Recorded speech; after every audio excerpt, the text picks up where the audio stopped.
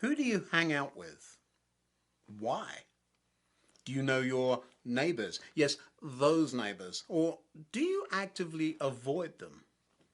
Isn't it interesting how we gravitate towards people we think are like us or people we want to be like? Or is it that we just don't want to be like those other people? My name is Ian Currey and this is Thinking Out Loud. Come on, let me tell you what I think.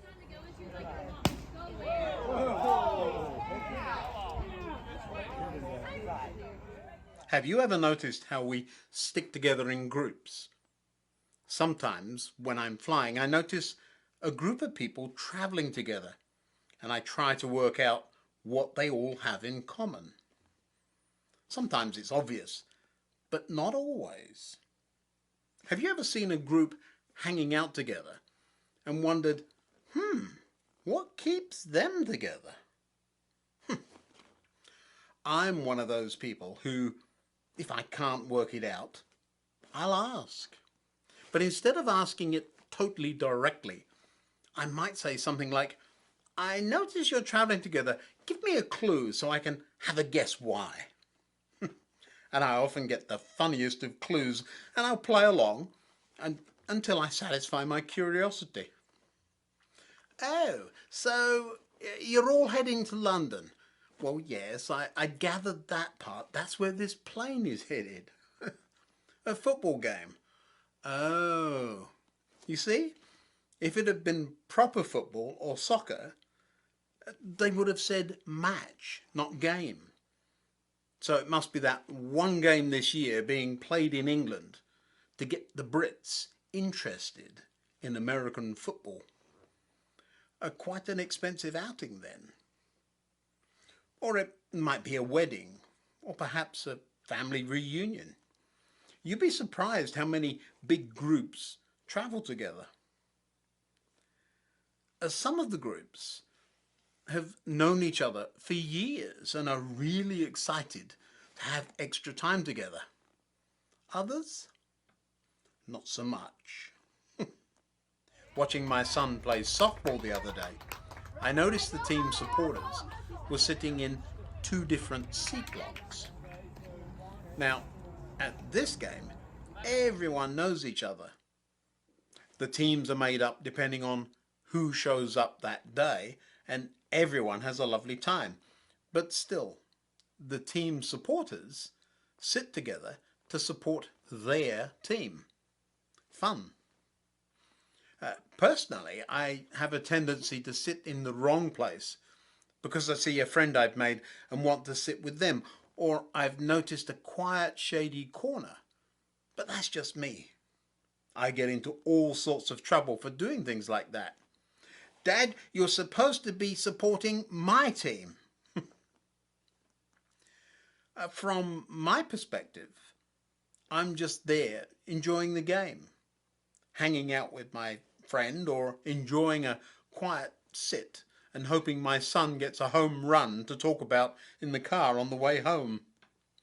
I mean, after all, this is a game of friends playing softball. This isn't cricket test matches or the World Series of Baseball or anything. The coach is the same for both teams. The other day I was reading John's record of Jesus and his followers and what they got up to. Now there's a team with a great coach. Jesus repeatedly describes himself as the shepherd rather than a coach. But I expect that's because baseball and coaches hadn't been invented yet.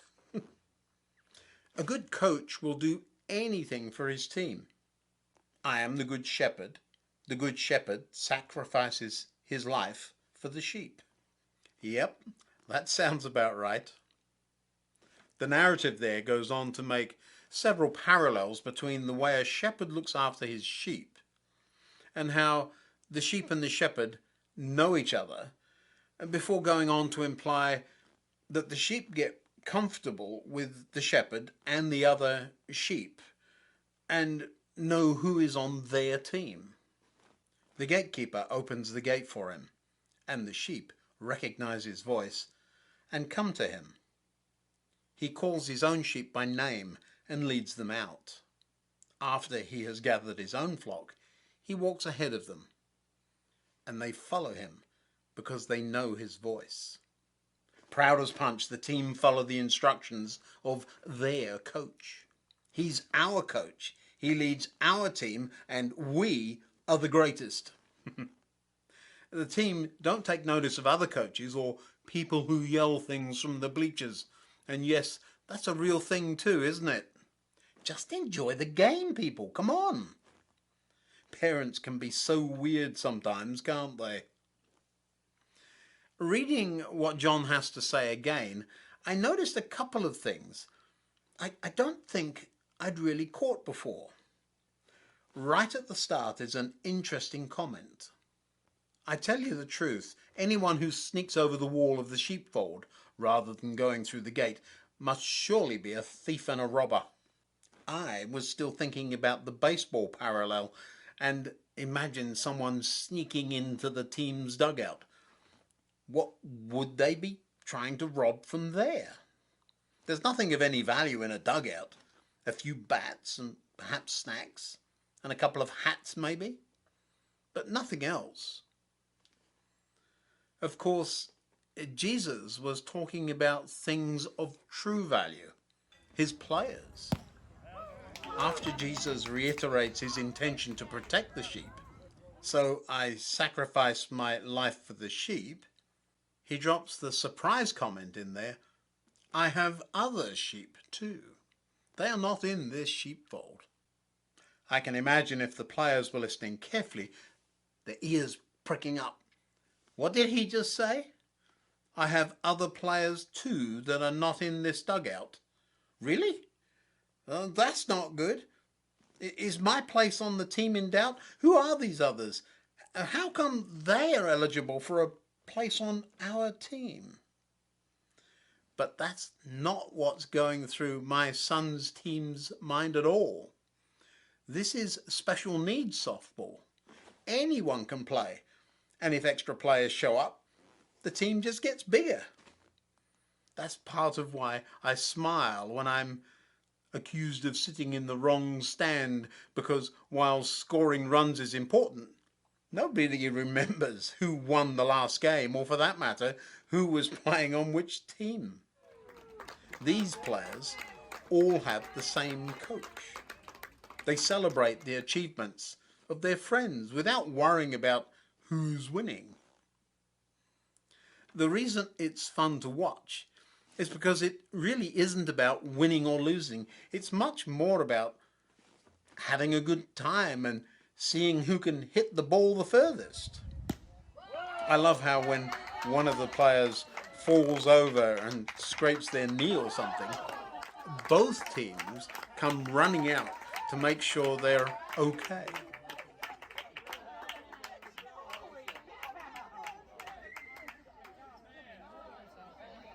But what are we to do with that sentence there? Clearly, it goes against all that traditional religious thinking says. I have other sheep too that are not in this sheepfold. I must bring them also. They will listen to my voice, and there will be one flock with one shepherd. Jesus is, of course, talking to the religious leaders of the day, those who were very exclusive. We have the truth. We're the true followers. We don't eat bacon, and we aren't like you others. We don't commit those kinds of sins. You can't play on our team. The religious leaders that were often bent out of shape by Jesus sound strangely familiar to so many today, don't they? Busily talking about how this or that thing is wrong, instead of celebrating the new follower that they're now standing at second base after a terrific slide. Those people don't dress right. Look at them. They don't eat meat at all. I'm surprised they can do anything without taking a rest first. They need to get with the program. Compare that to our team here today. Oh wow, Matt just hit a home run. Matt, go Matt, go Matt, even if Matt is on the other team. But the question remains, what other sheep? The principle Jesus laid out there is clear enough. Everyone joining the team has to go by the coach first. But there seems to be people out there that the team doesn't know about, that the coach already considers to be his. But who are they? We'll know because they'll be wearing our uniform and already know our team's songs. Oh, and not fuss when we serve egg and bacon sandwiches, right? When new players show up on my son's team, they're welcomed with open arms. It's often weeks before they find a uniform that fits. And as for what they eat, well, you're very likely to hear, do you want a bite of my peanut butter sandwich? I've only eaten a little bit over here on this side. You can share it if you like. What other sheep? Well, that's none of our business. But when the coach introduces them to us, don't balk at what they look like. And whatever you do, try the sandwiches. Until next time, goodbye.